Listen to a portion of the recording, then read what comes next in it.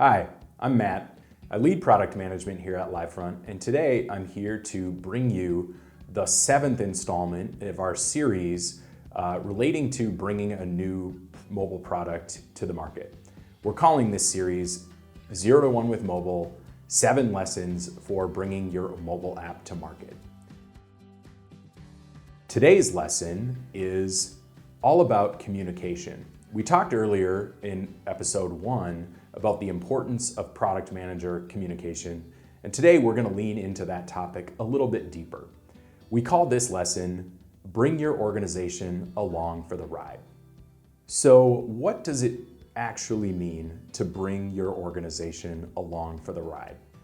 We know that most product teams really strive to be autonomous and not to be micromanaged. But the crux of that is, how can we be accountable while still having autonomy at the same time?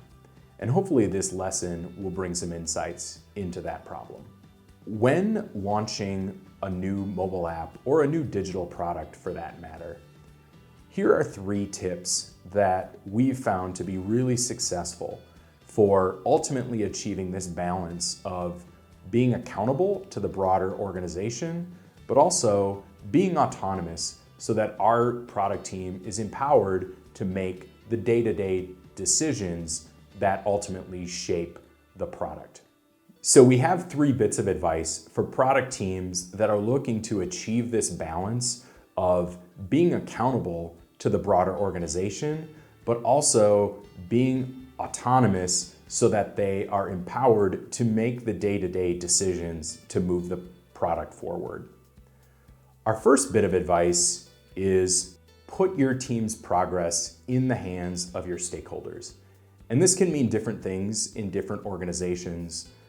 At Livefront, one thing that we found a lot of success with is distributing weekly internal releases of all the mobile apps that our team works on. And we do this for a few reasons. It should be known that this doesn't just happen. It just doesn't come for free. It does require a little bit of investment in DevOps and tooling so that you are in position to regularly release your app to an internal audience without requiring a lot of time and overhead from your team. But we found that that investment is worth it as it's realized by the following benefits. For one, distributing a build of the app as it's being worked on and in progress before it's done, it provides a natural answer to the inevitable question of what % complete is the app? I'm sure there's a lot of product teams out there that lament that very question because it doesn't often have a really great answer.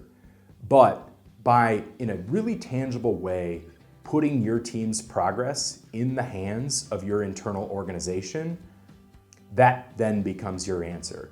So instead of trying to run this fool's errand of trying to assess what % complete the app is, you can tell your stakeholders, open up last week's build, tap around, see what interactions are supported, see the progress of this or that feature. In a really tangible way, each one of these weekly releases becomes your team's status update. Another benefit of weekly releases is that it trains the broader organization about your team's velocity. Over a long period of time, the stakeholders, even if they're not technical, will develop a stronger sense of what your team can accomplish in a given week. And naturally, they have more insight as to progress and the inevitable question of when will it be done. A third benefit of this approach is that it creates a natural feedback loop for internal team members who may not be engineers. So by putting the latest implementation in an internal release so that it can be accessed on a mobile device by product managers, designers, and other non-engineers, it gives the team the opportunity to test, challenge, and scrutinize the product as it's being built instead of waiting until the very end. So we really believe in a design-led approach, and a tangible benefit of weekly internal releases is that designers can interact with the implementation as it's happening and be able to provide feedback and bring that implementation to the full fidelity of what was originally intended by the design. And it is allowed for designers to change their minds and say, okay, when I originally designed this feature, I had this assumption, or I visualized it happening this way, but now that I'm seeing it on a device, I think we can refine and improve things by making this or that change. If you weren't releasing along the way and waiting until the very end, those opportunities for feedback loops would be lost. Our next piece of advice is to report on your outcomes. We've spent a lot of time in earlier installments in this series talking about the North Star and really answering the question of why should our product exist, and also the benefits of a theme-based roadmap that really puts an emphasis on the why and the what and leaves flexibility to the how. And so if you want that level of autonomy, if you want the freedom to be able to experiment and figure out how, you need to, on the other hand, be accountable to that and report on the progress you're making along the way. So one of the benefits of the North Star is that it can put your team's success in really concrete and measurable terms, so that the way that your product team is assessed is more about the outcomes you're driving rather than the outputs that you're creating. After all, would you rather be assessed by the measurement of success for your product, or the percent or burn down of how many features you developed over a given time period? By being accountable to your North Star metric and reporting on it regularly, you put yourself in position to gain that trust with the broader organization and be measured by your outcomes as opposed to your outputs. And our third piece of advice is to celebrate your wins. Oftentimes, product teams are so task-oriented, they're so focused on what the next thing is, that it can become really easy to look past the successes that we've achieved. And so it really is important to share in the successes that your team achieves with the broader team around you. This can be really valuable in creating a sense of participation from the broader team, so that they feel invested in the challenges and the successes that your team experiences as you're on this journey of bringing a new mobile app to market.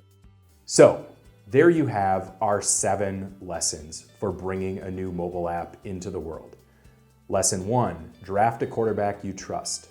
Lesson 2, relentlessly ask yourself, why should this product exist? Lesson 3, emphasize themes over features. Lesson 4, when it comes to technical debt, practice frugality. Lesson 5, understand the implications of your technology choices. Lesson 6, build feedback loops into every stage of development and launch. And finally, lesson number 7, bring your organization along for the ride. We actually have one bonus anti-lesson for you, and that is please don't plan a $2 million media spend the week of your product launch. The truth of it is, truly great products are built in small increments over long periods of time. When you launch the very first version of your mobile app, it's not likely that it fully embodies the full potential of what your product can be. And that's okay. If you followed these lessons, you've started out by forming a strong answer to the question of why your product should exist. You've placed small bets along the way and validated your hypotheses and assumptions with feedback loops. You've taken an experimental mindset and really built your product on a strong foundation for growth. That growth isn't likely to be fully realized in the first week or even month that it's released out into the world. And that's why we recommend to launch softly, gain some early wins, find a foothold, and then from there, pour on the gasoline and really get loud about your product, but not in the first week after release. And that concludes our 7 lessons for launching a brand new mobile app into the world. We hope you've enjoyed this series and found it useful, and look forward to seeing you out there shipping product and finding success. Thanks.